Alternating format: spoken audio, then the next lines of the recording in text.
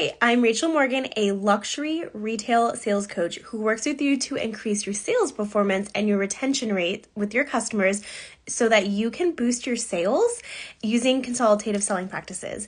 I'm super excited. Today, I've invited Sarah Dillon Jensen to come on. You might know her as the Market Maven. She started her business with the dream of bringing desire back to small town support. Who doesn't love that? The most meaningful work, right?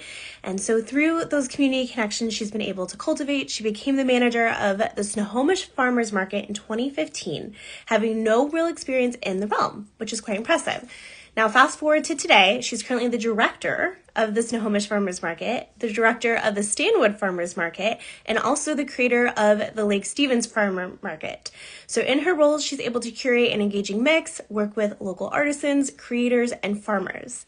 Sarah invited me to come speak at our upcoming Small Business Success Seminar, which is happening later this month on March 29th, to discuss how to use sales psychology when engaging with customers and closing sales. So I invited Sarah on here to not only just discuss the seminar, but also to share about her incredible journey, which is truly so inspiring. So let's get her on here, and good morning and hello to everyone that's here. Let us know that you're here and make sure and share where you're from. We'd love to know.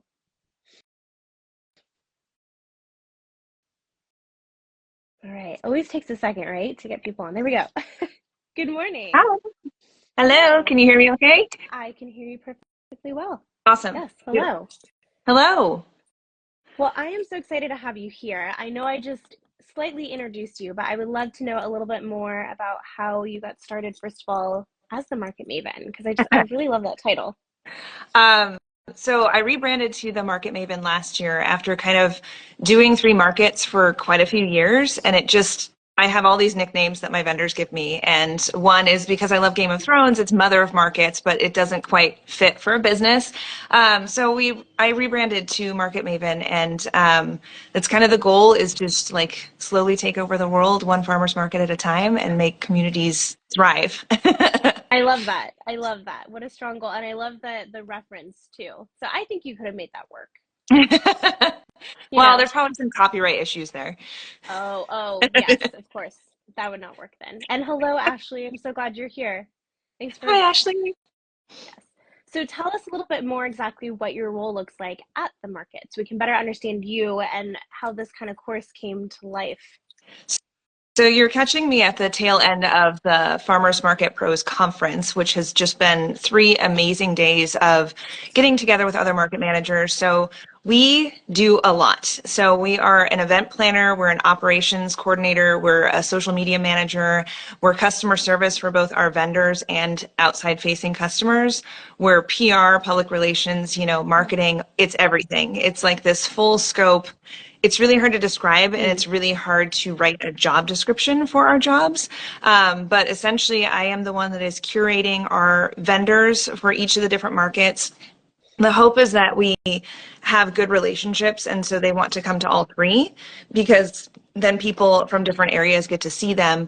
But it's also dealing with city and permitting. And one of the biggest struggles I've had is really trying to convince our city officials that you want a farmer's market in your town and you don't need to be making money off of that market. You're already making it by way of sales tax revenue, by way of like business incubatorship. I've had 7 of my vendors go on to open brick and mortars. So that's like the ultimate dream, right? That's what we're trying to do. But also that community connection is something that every city should probably want in their main street or their downtown association type of area. Yeah, you've been like just listening to you speak inspires me, and you've already added perspective to how I see it. I wouldn't think about that.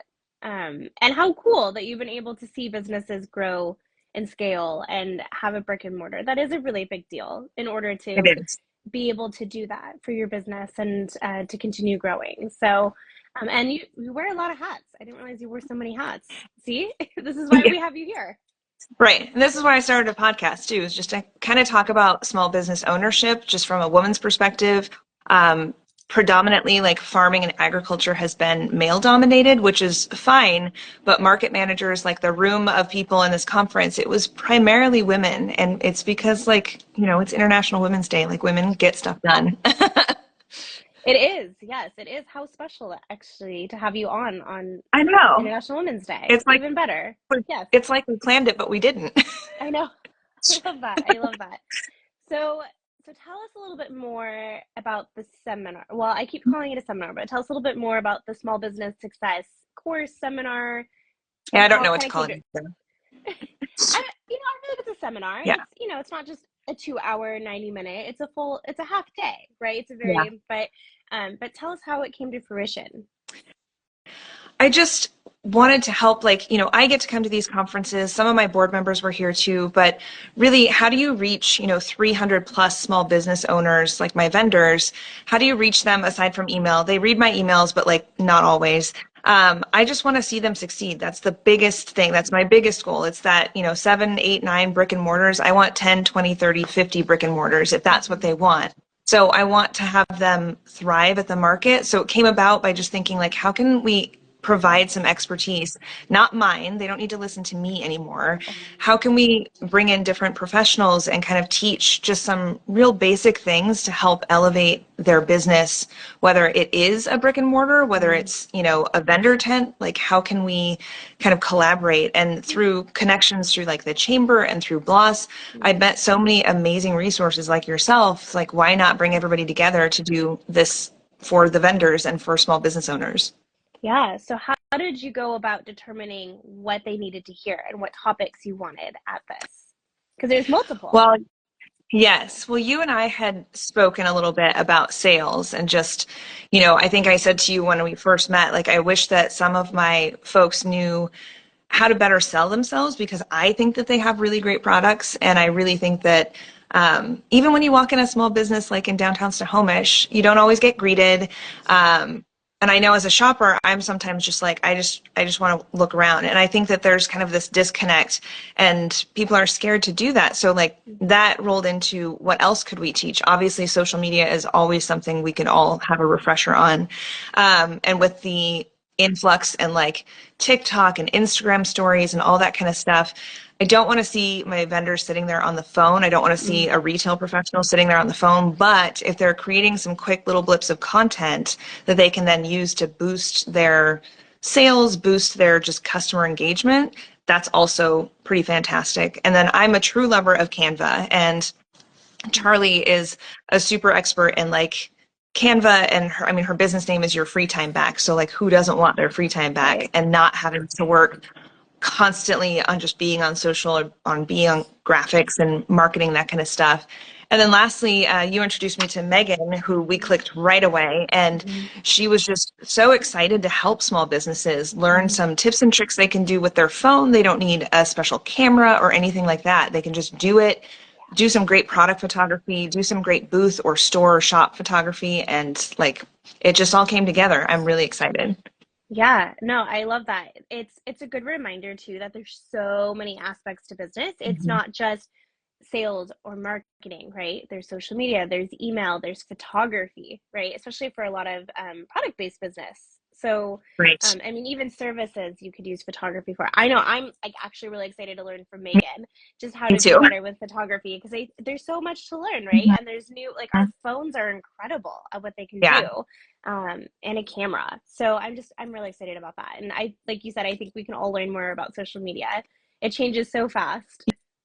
Yeah, and I think that Ashley is, really knowledgeable on all the different platforms. I've gone to her for help a couple of times, so I think that she's going to break it down to like really easy bite-sized pieces to where even if somebody is fairly good with social media, they're going to take something away from it. I mean, I took something away from the social media seminar that we just had at the conference just because I was like, oh, I never thought of that. Those aha moments. I love that. I love that. It's good to always have an open mind. There's always something new to be learned and to try out. And really things change quite fast. Ideas, the consumer mind, Yeah. right? I love that. And for everyone who's just joining too, like please, as we're talking, if you have questions, share them with us. We'd love to make sure to answer them for you too. And so, okay, so Sarah, so tell us what is your end goal for everyone that's attending? What do you hope that they walk away with? I just hope that they walk away feeling more confident in their business. I mean, they created a business. You're already so far ahead of the game in what people sit around thinking about doing and what you're actually doing. Like you have created a business. Now, I want to see it like soar. I want to see it like I want to see the brain turning like the way I feel after coming out of a conference where my mind is just like ready to explode with all of the amazing ideas and just like cherry pick some of those that are going to work for you right now and then table some of them for maybe later in the summer or whenever somebody has more time. But I also just kind of want to see one of the other things that like inspired me to do this is getting all the applications for vendors and some of the pictures that they send in with their applications. Like I'm not going to call anybody out, but it's just not selling them. There's no reason that they have a product or service that looks any different or better than another one. And some of the pictures I get are just terrible. And I know several other market managers and festival planners and like street fair, organizers. They're just like, why are these people sending this stuff in? So like, I'm sure they have good products, but they're just not selling themselves enough. And so it's like, it all kind of amoebas together, the selling, the pictures, the social media, like you've got to have it somewhat dialed in to make yourself stand out because there are so many other people kind of looking to get into this world too. Right. I keep saying this, but I love that because you're really not just, here's like some fluff, here's some information that's kind of useful. You're actually really like, we want to help you. We want to Mhm. create something that is actually useful so that you can make money because when you succeed, I succeed. And, Exactly. I'd imagine a lot of those people that submit those applications really don't know what they're not doing wrong because no one's Right. telling them. And it's obviously very hard to have conversations with everyone. But, I think in business, we all can do better. There's a lot of things we don't realize we're doing that is actually Mhm. maybe hurting us Yep. or not converting or, it's just, again, it's always good to have an open mind and try new things and elevate what you're doing and learn from others, right? We all benefit Right. when we learn from others. Yeah. So I love that you have that going into this. And I also feel like being in a room full of other business owners, whether it is brick and mortar, I know we've got quite a few of those signed up, which I'm really excited about. I think that vendors, can learn from them and the brick and mortars can learn from vendors, the people that are out there slinging it on the street sides, like that kind of thing. I think that there's going to be just this really great plethora of information and then comments and tips and tricks shared with each other. And hopefully, I mean, like the next goal would be that some of these folks make connections to each other and, like end up making a friend, another small business friend. Like who doesn't need more of those? I do, because you never know what Mm-hmm. you're going to learn from somebody. Right. Right. Well, and you might have a question and you can reach out to them and they'll help you. Or there's so much power in the networking aspect of it and the collaboration. It's not always just about like making a sale in these interactions either. Mhm. So, absolutely. And, I can tell you, having worked in brick and mortar, having to like now be at like a stand and sell something is a very different experience in brick and Yeah. mortar because you like have to grab attention of everyone that's walking by in some way or another, or that's the hope, right? And then Mhm. when you're in brick and mortar, people kind of come to you. It's a little Right. different of an experience. And then you have more of a store enclosure versus like a stand. So I Hmm. think there is a lot to be learned from each side of it and the way that you interact and you sell and you Right. talk and all the things. Yeah. So, what are some common things that you tend to hear from a small business owner? I feel like that kind of plays into the other two questions a little bit, but obviously there are some things that you continue to hear that really drive why you put this together too. Well, the biggest one that I hear on market day is when somebody comes and turns in their folder and is like, well, it wasn't a good day. And that's just like it. And it's really like a morale thing. Like, we really shouldn't be talking about that. Like, come to me personally, or Mm-hmm. send me an email. But also, what did you do during the day? Did you sit in the back of your booth behind the table with your head down on your phone? Or did you engage with customers? I mean, I know that's exhausting. I engage with them all day too. But it's really tough sometimes when I hear that because I'm also like, you don't know the value of what that customer might be coming back to you for next week. We have a lot of people that will like try a market once or twice and be like, oh, it wasn't a good day. And I'm like, you're new, like you're the new kid on the block. So it's going to take customers a little bit of time to engage with you, but also again, what did you do to engage with them? And give it some time. You can never measure when somebody comes back. We have so many people that come back to our flower vendors or that reach out to me now. I've been answering emails all week of like, I want to get my wedding flowers scheduled and I want to use your farmer because we want to shop locally. And you know, the flower farmer doesn't know exactly what they did, but I want to keep like making those kind of connections throughout the year. It's not just market season. It's not just Christmas for the brick and mortars, you know, that time where everybody's spending money. So it's like you never know what you might do for that experience that's going to bring that customer back to you in the future and what they might actually spend with you in the future. You are just speaking my language here. I love it. And it's such a good segue into what I'll be discussing too is like, how do you engage? And, one of the things that I think we often don't talk about or overlook a little bit is body Mhm. language and how that actually influences whether you come across as being approachable or kind or helpful. And so it's a huge part of sales and where you Yeah. position yourself and like how do you get that conversation going? And once you get it going, how do you keep it going in order to make a Mhm. sale? And then the retention part as well, right? So Yeah. oh, thank you, Mike. Um, and good morning to everyone who's just joining too. I see all the messages. I love it. So thank you for being here. Um, so if you could kind of walk us through what the day is going to look like, because I'm sure that's a huge question too. Like we have a really good understanding, like here's why it came together, here's why you're doing it, Mhm. here's some topics, but what does it actually look like to say yes and purchase a ticket and be a part of this event that day? So to get started, we'll have like some coffee and snacks because, you know, I can't sit through a day without coffee and snacks. So obviously, and then we'll kick off with you, Rachel, to kind of get us in that mindset of selling. And I felt like having you first would be amazing for the rest of the day because then the brain is turning and we can start thinking about how to move what you're going to teach into social media, which is Ashley Drager next. And, you know, she can kind of talk about, you know, I just scheduled this as like a building thing. Once she gets Yeah. done talking about social media, which is also sales, so we're kind of driving that direction, Charlie will get up and talk about Canva. And Canva is just one of my favorite tools. Like I said earlier, I feel like it's the most cost-effective tool to help you if you're not graphically inclined. And so kind of taking and building upon what you and Rachel talk about, and then how to create those social media posts for stories, for TikTok, for anything, for flyers, postcards, sales price tags. I mean, you can do it all on Canva.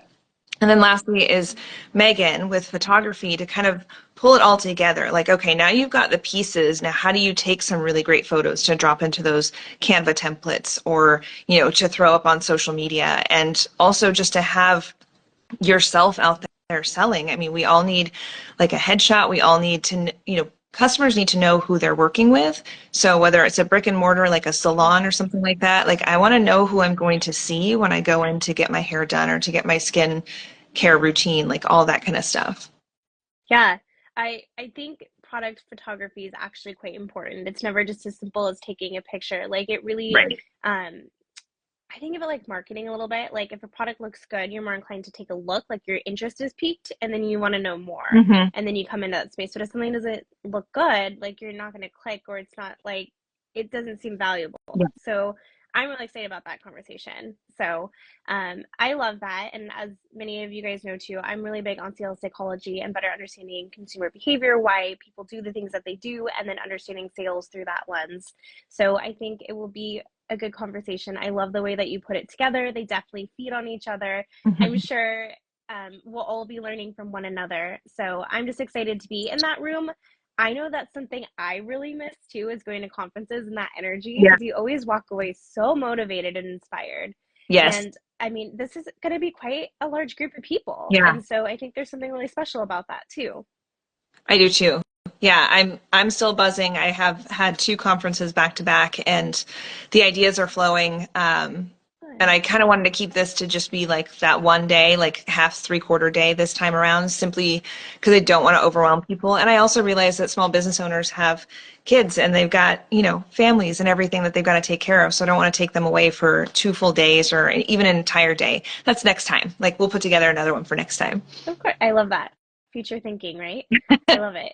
So it's 10 a.m. to 3 Yes. p.m. at the Snohomish Carnegie. Yep. And so we'll have all that information. I have it in my bio. I'm sure you do as well, Sarah, and anyone Yeah. can reach out if you have further questions about it. But I know like I don't feel like you're charging enough. So it's definitely it's very valuable. I think that we all like, I know as a presenter, I really love discussion. And so I love to hear what other people have to say. And so I know that I'm sure we'll have a lot of that there as well. And we'll be learning from each other, not just those presenting. Yeah. And so there is something really powerful. And anybody that's been in networking knows that when you're in a room of people, it's a really magical experience. Yeah. Truly.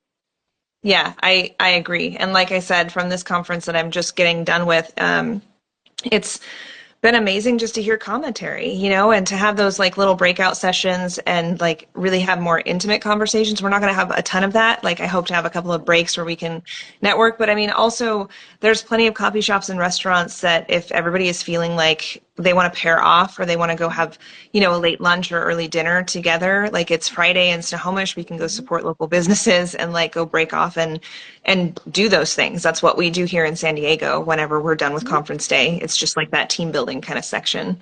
Okay, I love that. And I feel like that's going to happen now. So I For see it. sure. I see it. Yes, I love it. Well, Sarah, what else do you feel we need to know about your upcoming conference or seminar? I don't know what to call it. Seminar, class, workshop. Let's do workshop. I think workshop. I just think, like you said, it's a really great price point. I wanted to keep it low barrier to entry because I know this time of year, specifically for my vendors, they're all paying their initial fees and their stall fees and their membership fees and all that kind of stuff. So $75, you're getting 4 amazing experts, each doing an hour to an hour and 15 minutes, kind of depending on what content they have and how much they want to open it up for Q&A. You're getting me. I'm kind of going to pop in between and talk about why it's relevant for what I do and how, this helps people like me look at your application or look at your business and see if it's a good fit. So I just think it's, like you said, it's a really great value. I think we're going to have so much knowledge in that room and I'm just excited. It's my first time doing it, but I knew I wanted to do it at the beginning of the year. So Yeah. No, I'm thrilled. I'm excited. I really think that this, obviously you're directed towards market, but this is such a valuable resource for any business that's just really yeah. wanting to get some good foundational knowledge, who maybe just says, this is an interesting topic and I would like to learn more. And I think it's really cool when you're a business and you can say that and you're willing to invest in your knowledge and try something new or just support, right? Like we all kind of know each other one way or another. And it truly, like, I know it means the world to me when I see that support and people show up, and I'm sure you feel exactly the same. So it's just a beautiful thing. So I'm very excited and excited for the opportunity. So thank you for thinking of all of us. Well, it started with you, and then we kind of built off of it, right? I was like, oh, who else can we add to this awesome party? And I do want to clarify, like it started as small business for vendors. And then I had a few people reach out, like, I have a brick and mortar, or I have a small business, can I join? And I was like, it's all applicable to everybody. Like we're not going to touch on, it's not going to be like how to set up at a farmer's market. It's going to be how to successfully drive people to your business. And that is for everybody. Right. Right. It is. And I, not to bring it back to sales, but I hear about this a lot too, is like, well, but I don't do that type of sales, or I don't have that type of business, or this isn't how I sell. But the truth is a lot of the foundationals are quite the same no matter what you're doing. Right. Obviously it changes a little bit, but it starts at the same place. And so I think that no matter where you are at, it's still going to be useful. Yeah. So, thank you, Sarah. Have a good Sarah. call. Other Sarah. Yeah, other That's Sarah. probably super confusing for someone. Okay, so one last thing I would love. Well, first of all, so how can people RSVP for this? Yeah, so they can shoot me an email to Sarah with an H at yourmarketmaven.com, or just go onto yourmarketmaven.com under the market beat. pun on words, got to do my fruit and veggie puns. Under there's all of the information. There's all the speakers with links to their pages and things like that. And then there's a click to register, and that shoots me an email. And then you just Venmo me the $75, and it kind of walks you through how to do that. I wanted to keep it super easy, no like Eventbrite or tickets, anything like that, just because that gets it gets to be a nightmare for small businesses. So yeah, that's how it's done. Yes. Okay. Yeah. And I have the link in my bio too to make it really easy. You just go there, you click on it. It'll take you right to the page. Super easy to get a hold of Sarah as well. And obviously you guys can reach out to us in the DMs, comment on this as well. And we're happy to get you that information. Yeah. So now let's say someone can't attend, unfortunately, like it just happens. I know you have your podcast. Could you tell us a little bit about that? Because I know you mentioned it at the beginning too. And I think it's a wonderful podcast. Thanks. Yeah, it kind of just started a bit as a creative outlet to share some of this knowledge, some of the things that I see, some of the common mistakes that I see with vendors and also customers. We can all act better in public. So it just started with telling the story of how my small business started, the importance of farmers markets in our community, the importance of all of those small vendors or small business owners. And I started to interview some of them as well, just to share their stories. So it's really kind of this storytelling podcast that dives a little bit deeper, just like we did in the first few minutes. You didn't know all of this stuff goes into a farmer's market. And I think that the more people that know these types of things and that can really listen to the stories of the creators that they're purchasing from or the growers, they're more likely to advocate for farmers markets in their communities. They're more likely to support them. And they're also more likely just to think twice about maybe where their purchases come from. And so it just kind of keeps spinning in that kind of way. And I mean, there's a couple of venting sessions, I'm not going to lie, because, everybody wants a little bit of the tea. And yeah, that's where it's at right now. And I've had some fantastic interviews. Not all of them are market vendors, but many of them are small business owners or, really impressive women in business. And I love their stories too. Yeah. Well, stories stick and we get inspired and we learn through storytelling. It's not always just a formal workshop either. So right. I love that you do that. And I think it's really cool that you take the time to spotlight other people as well. So I definitely encourage, if you're listening and you're not able to attend, or even if you are able to attend, make sure to go check out her podcast. I personally am a huge fan of it. I love it and love what you're doing. And I think it's just a wonderful source of knowledge and community. I keep saying community, but I really feel that with you. And so definitely go check out Sarah. Sarah, let's say, how else can people find you? Well, here, Instagram, your Market Maven. Yeah, that's kind of it. I don't know how, I have a TikTok. I'm doing like my little earring of the day on TikTok, but that's more just fun.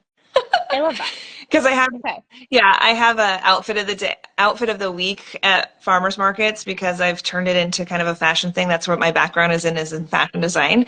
So somebody suggested doing an earring of the day in the off season to keep that local love going. So I do a little TikTok on my earring of the day and usually feature the maker because most of the time they are locally made earrings. I'm down here in San Diego picking up all the amazing beaded earrings from farmers markets.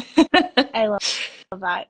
Yeah. That's so nice and so beautiful. Like I really feel like, okay, this is so separate, I know, from a conversation, but I feel like I could see this being like a thing because people don't know what to wear. And so you might inspire them on what to be wearing. And like, I love that you brought your fashion background into that too in a really creative and fun way.